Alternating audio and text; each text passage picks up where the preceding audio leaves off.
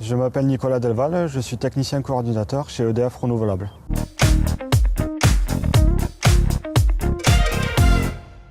On est situé sur la centrale des Guiers, dans les Bouches-du-Rhône. Elle fait la superficie de 9 hectares. Il y a 21 000 panneaux photovoltaïques. Elle fait 8 MW crête. Elle produit l'électricité pour 7400 personnes.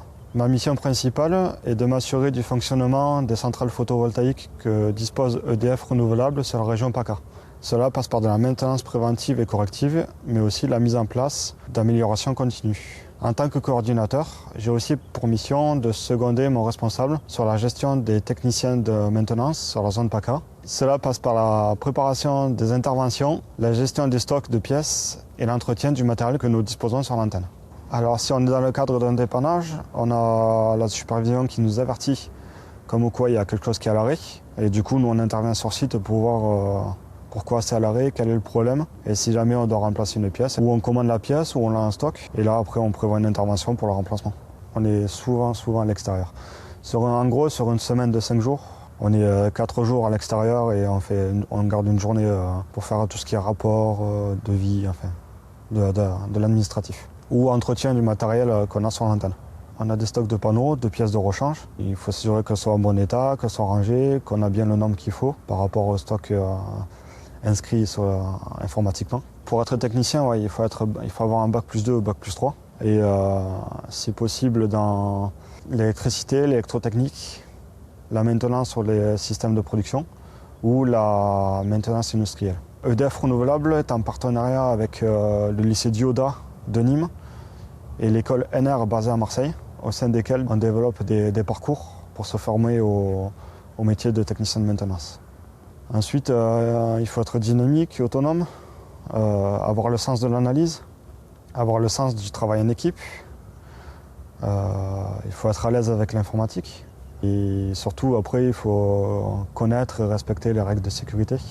Alors du coup, moi j'ai une licence professionnelle sur la maintenance et l'exploitation des énergies renouvelables que j'ai fait dans un IUT et j'avais comme entreprise EDF Renouvelable. J'étais technicien de maintenance. Après ma licence, j'ai été embauché en CDI par EDF Renouvelable sur ce même poste, dans la même région. Depuis octobre 2022, j'ai évolué vers un poste de technicien coordinateur.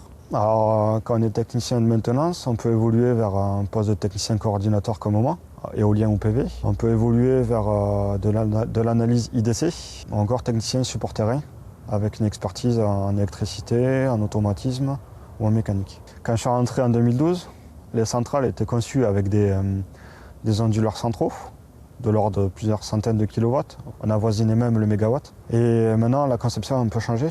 On est sur des onduleurs 10 chaînes, où là, on est au maximum sur du 200 kW. Pour moi, ça a plusieurs avantages. Il y a déjà moins de maintenance à faire sur ces onduleurs. Puis surtout, si jamais il vient y avoir un problème, c'est juste une toute petite partie de la centrale qui sera arrêtée. L'informatique évolue sans cesse.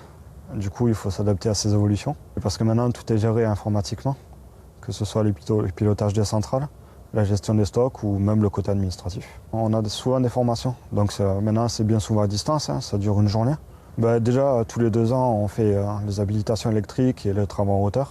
J'ai fait une formation sur les postes haute tension, sur la recherche de panne par thermographie, ou alors sur un équipement précis, comme les onduleurs directement. Au sein de EDF Renouvelable, il y a 107 techniciens. Sur la zone PACA, on est 5. Et c'est vrai qu'il n'y a pas beaucoup de femmes. Mais ça n'empêche pas qu'une femme peut être technicienne de maintenance sans problème. Alors moi, ce qui me plaît déjà, c'est qu'on est souvent dehors. Alors, on est polyvalent, on touche à tout. On répare tout en fait. Il faut vraiment faut savoir tout faire. Et c'est bien.